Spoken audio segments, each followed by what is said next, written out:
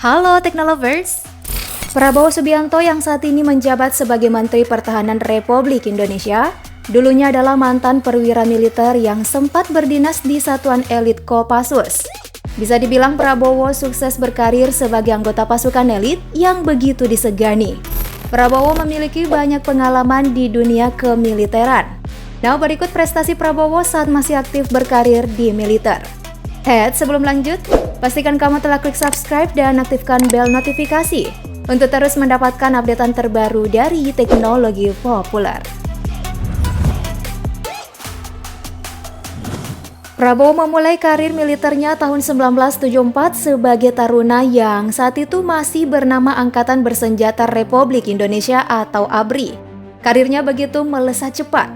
Tahun 1995, Brigadir Jenderal Prabowo dilantik menjadi Komandan Komando Pasukan Khusus Kopassus.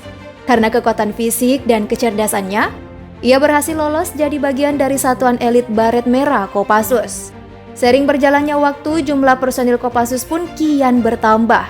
Hal itu membuat dirinya naik pangkat untuk memimpin Satuan Kopassus sebagai jenderal berpangkat Mayor Jenderal. Tidak hanya memimpin anak buahnya berperang, di malam hari saat prajuritnya beristirahat, Prabowo juga mengajari mereka berbahasa Inggris. Saat menjadi taruna di AKABRI, Prabowo paling diandalkan untuk jadi penerjemah tamu-tamu asing yang datang ke sekolah militer tempatnya menimba ilmu. Tahun 1990-an, tak ada bintang muda TNI dengan karir secemerlang Prabowo. Setelah berpangkat kapten, Prabowo ditugaskan menyelesaikan operasi Nanggala di Timor Timur bersama Satuan Elit Nanggala 28.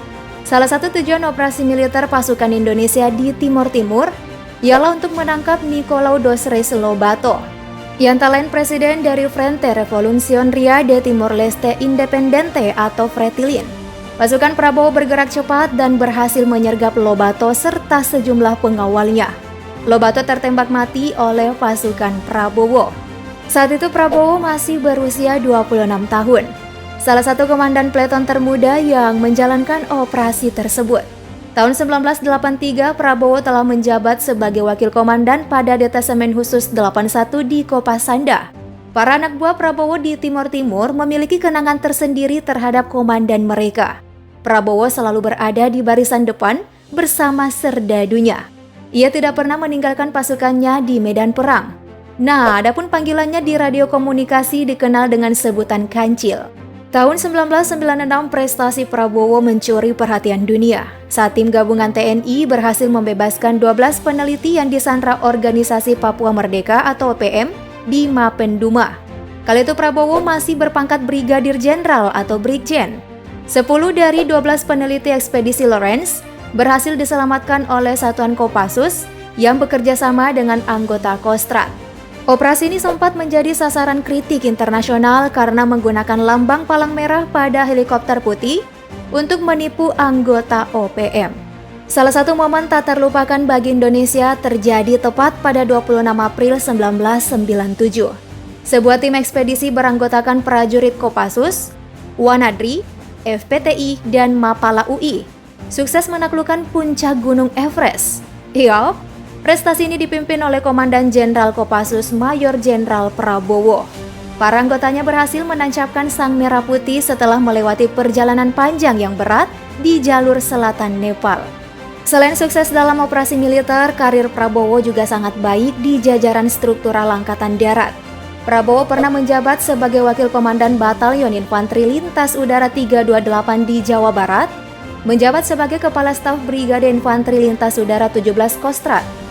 Hingga kejadian Mei 1998 meledak, Prabowo yang saat itu menjabat sebagai Pangkostrat dipecat karena terkait dengan penculikan aktivis. Peristiwa 1998 harus mengubur mimpi Prabowo meraih pangkat Jenderal Bintang 4. Di hadapan Dewan Kehormatan Perwira, dia mengakhiri karirnya sebagai perwira tinggi berbintang 3. Nah, setelah diberhentikan dari dinas militer, Prabowo menghabiskan waktu di Yordania dan di beberapa negara Eropa.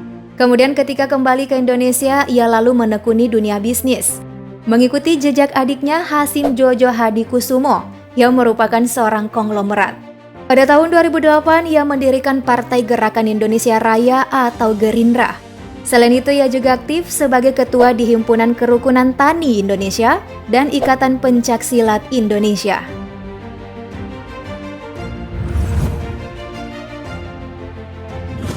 Rentetan peristiwa yang dialami Prabowo di masa lalu telah membentuk dirinya sebagai prajurit tangguh membela Indonesia. Menjabat sebagai Menteri Pertahanan sampai tahun 2024 dalam Kabinet Indonesia Maju, Prabowo tengah bekerja keras untuk meningkatkan kekuatan militer Indonesia agar terus dipandang di mata militer dunia. Nah, Teknolovers, tulis tanggapanmu yuk di bawah soal bahasan hari ini. Jangan lupa klik like dan share videonya. Sampai jumpa, thank you for watching.